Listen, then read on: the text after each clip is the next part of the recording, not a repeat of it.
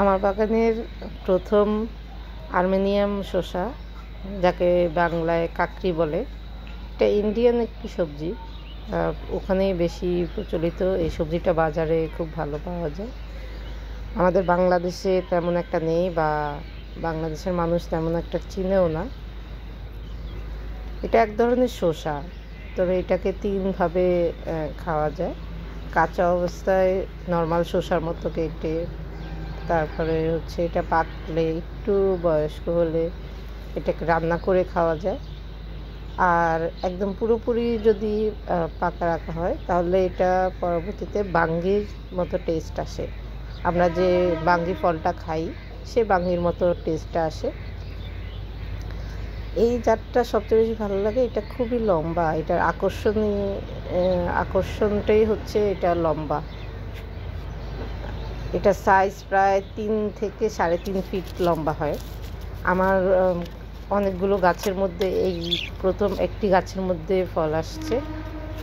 তো আজকে চিন্তা করলাম গাছে কিছু সার দিয়ে দেই, যেহেতু ফলন আসছে। আমি আগে দিয়েছিলাম, বাট এখন কিছু সার দিয়ে দিব, যাতে ফলগুলো বড় হয় এবং অন্যান্য ফুলগুলো টিকে যায়। যদিও গাছের মধ্যে মেল ফুলটা বেশি।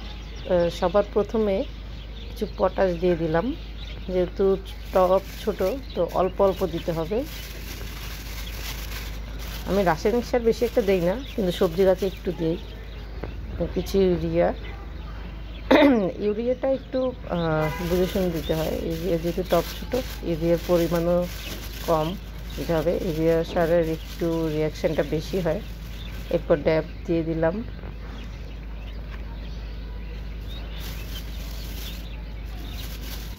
এরপর দিয়ে দিলাম কিছু এপসম সল্ট।